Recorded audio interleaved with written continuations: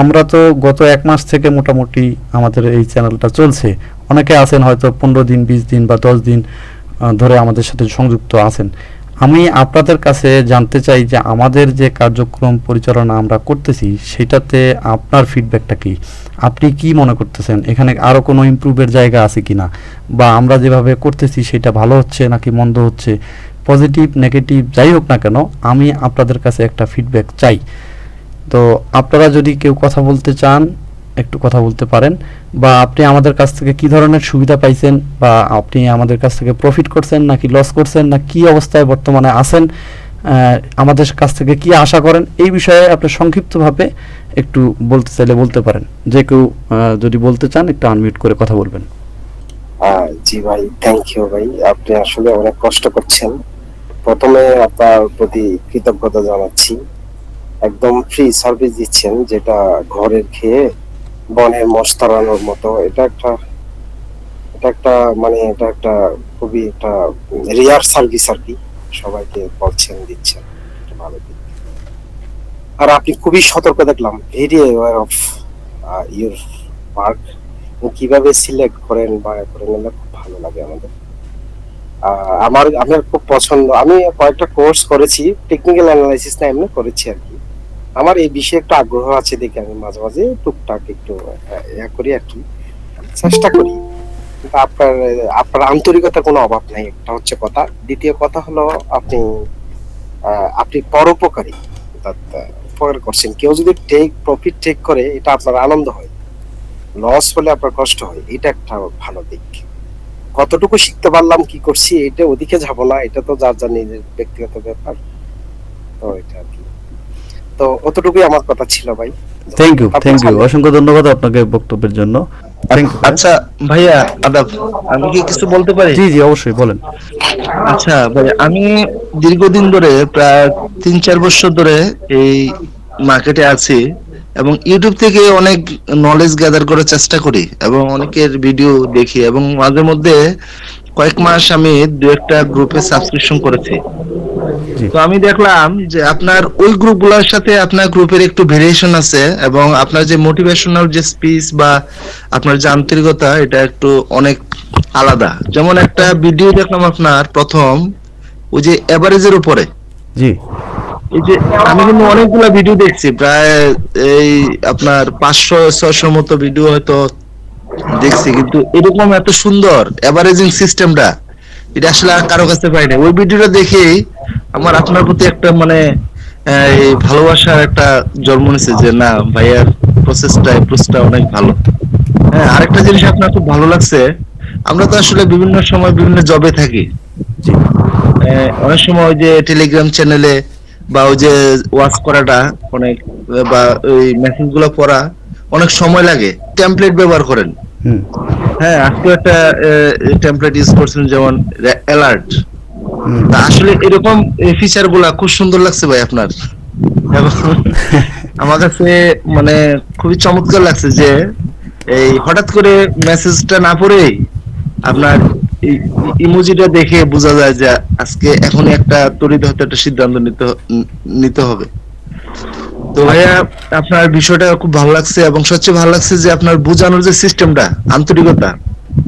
হুম আমি যে এতদিন দেখলাম এতগুলা ভিডিও, এবং কয়েকটা গ্রুপে যে আপনি বললেন, কিছু কিছু গ্রুপের এডমিন কি করে, ওদের যখন টার্গেট ফিল আপ হয় তখন তারা আগে প্রফিটটা টেক করে, হুম তারপরে দেখা যায় সিগন্যালটা পরে আসছে, দেখা যায় এর মধ্যে আমরা বেরোতে পারছি না, দেখা যায় একবারে নিচে চলে গেছে। তো থ্যাংক ইউ ভাই, আপনার অ্যাপ্রোচের জন্য, আপনার আন্তরিকতার জন্য আপনাকে ধন্যবাদ, এবং আশা করি আমরা আপনার কাছ থেকে আরো এরকম সহযোগিতা পাবো। অসংখ্য থ্যাংক ইউ ধন্যবাদ ভাই। আপনাকে। আমাদের টার্গেটটাই ওরকম যে আপনাকে ওই জায়গায় আমরা নিয়ে যাব না যেখানে গেলে আপনি বিপদে পড়বেন। আপনাকে এমন জায়গায় রাখবো যেখান থেকে প্রফিট টেক করে আপনি বেরোয় আসবেন, যে আপনি পরে আফসোস করবেন যে আহারে শেয়ারটা না বিক্রি করলে, রেখে দিলে আমার আজকে এত টাকা প্রফিট হতো। আপনাকে ওই আফসোসটা এবং আপনার কাছে থাকবে, বাট বাট আপনি সেফ থাকবেন। হ্যালো। হ্যাঁ জি ভাই, এই জিনিসটাই ভাই আমরা আসলে অধিকাংশ যারা তারা এটাই চাই। যেমন আমি ভাই অনেকগুলা, প্রায় এই 2টা গ্রুপে আমি জয়েন ছিলাম প্রায় 3 থেকে 4 মাস। আমি যতগুলা স্টক নিছি সবগুলো আটকা পড়ছি। হ্যাঁ, আমি প্রফিট করতে পারি না, আপনি বিশ্বাস করবেন মানে। আসসালামু আলাইকুম ভাইজান, জি ওয়ালাইকুম আসসালাম ভাই, বলেন। আমি আসাদুল বলছিলাম। মাঝে মধ্যে আপনাকে আমি ডিস্টার্ব করি অনেকটাই। না, অসুবিধা নাই। না, সত্যি কথা বলতে কি, আপনার যে মন মানসিকতা, এটা আমি অনেস্টলি বলতেছি, এরকম সচরাচর দেখা যায় না। আর আপনার মতো এরকম যদি সবারই মন মানসিকতা হইতো আমাদের এই মানে সেক্টরটাতে, তাহলে আমার ধারণা যে ওই আজকে যারা অনেক বড় বড় ক্ষতিগ্রস্ত হয়ে গেছে, এই লোকগুলো হয়তো ক্ষতিগ্রস্ত হইতো না, এভাবে ক্ষতিগ্রস্ত হইতো না। আর আপনার মতো এরকম যদি মানুষকে মানে মোটিভেট করার বা মানুষকে ট্রেন করার যদি মানে ইন্টেন্সিটি মানুষের মধ্যে থাকতো, তাহলে আমাদের এই সেক্টরটা আরো অনেক ভালো সম্ভাবনা জায়গায় চলে যেতে পারতো।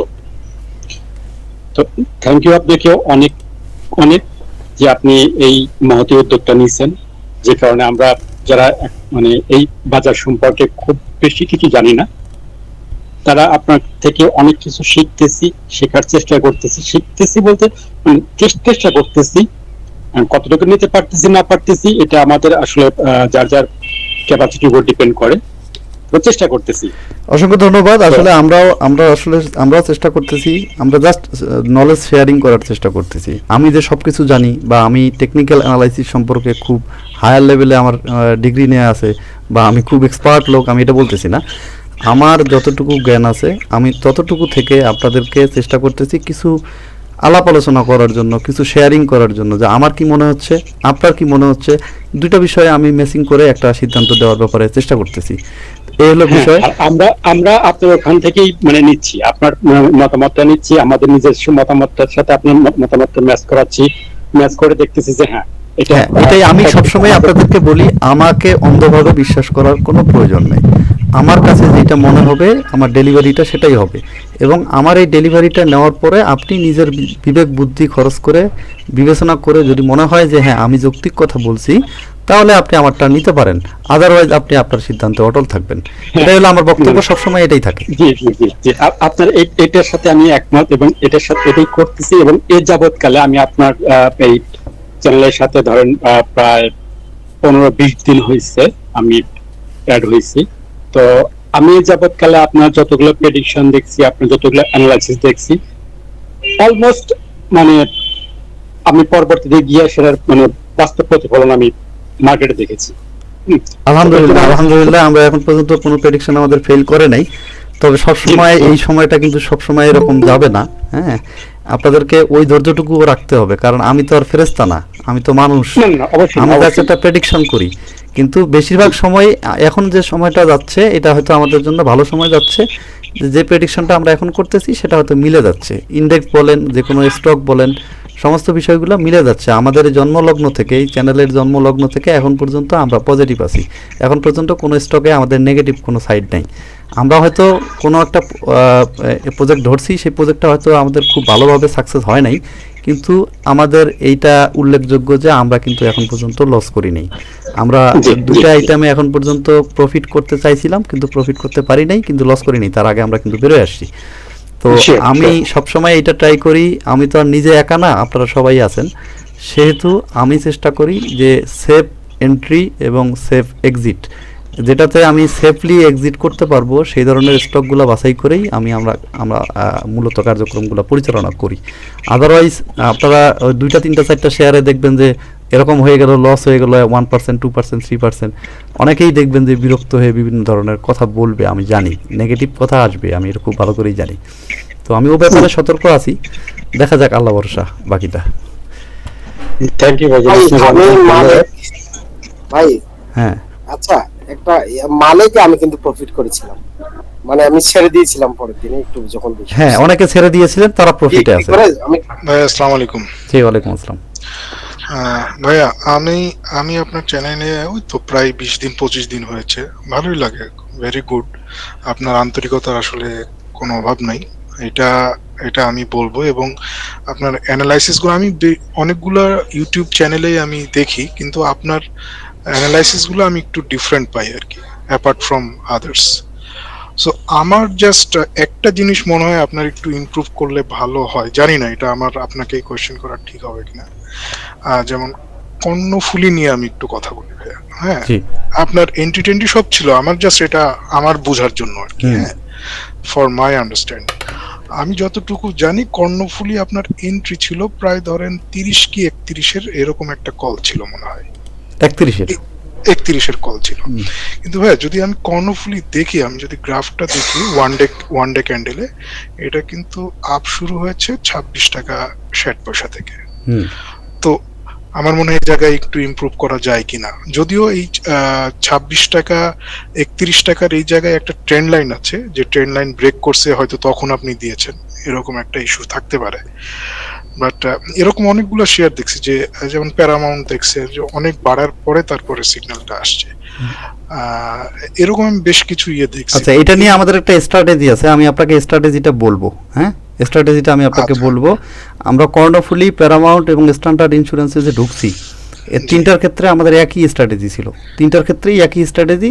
কেন ঢুকছি, কি কারণে ঢুকছি, কোথায় বেরোবো, সবই আমি আপনাকে বলতেছি একটু পরে। আমি আপনাকে এটা বিষয়ে আমি নোট রাখতেছি, আমি আপনাকে বলবো।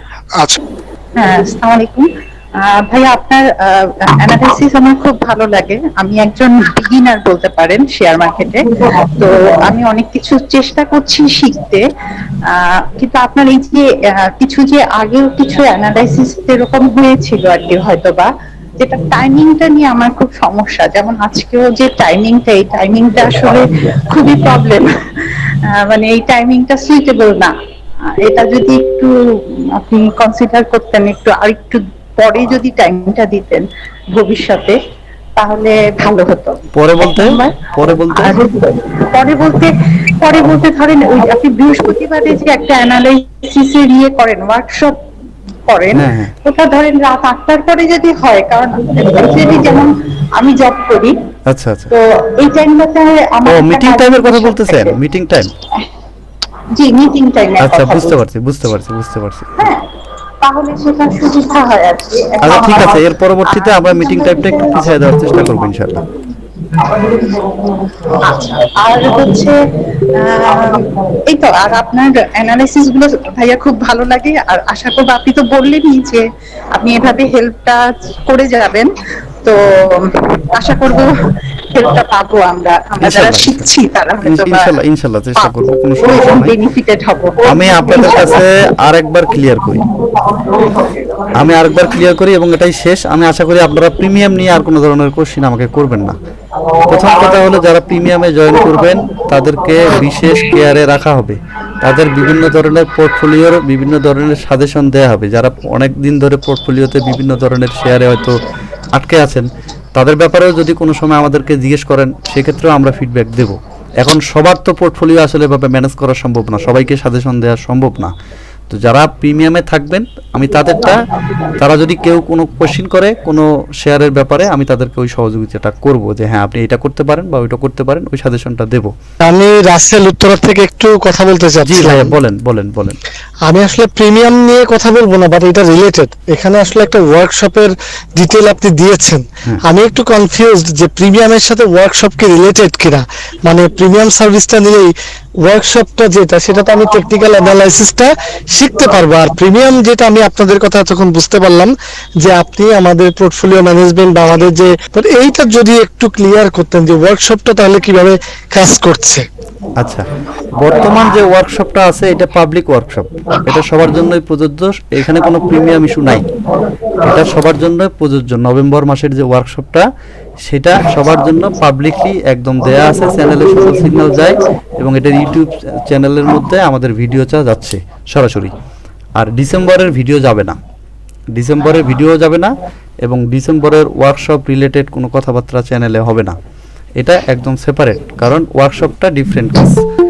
এবং আমাদের যে সার্ভিসটা আমরা এখন দিচ্ছি চ্যানেলের মধ্যে, এটা কিন্তু ওয়ার্কশপ রিলেটেড না, এটা কিন্তু আমরা যেমন আইটিসি কিন্তু ওয়ার্কশপে নাই, কারণ আমাদের ওয়ার্কশপের জন্য যে ইনভেস্টমেন্ট, আমরা ক্যাপিটাল যেটা আমরা ইনভেস্ট করছিলাম, সেটা কিন্তু আমাদের ইন্স্যুরেন্সে 100% অলরেডি দেওয়া হয়ে গেছে।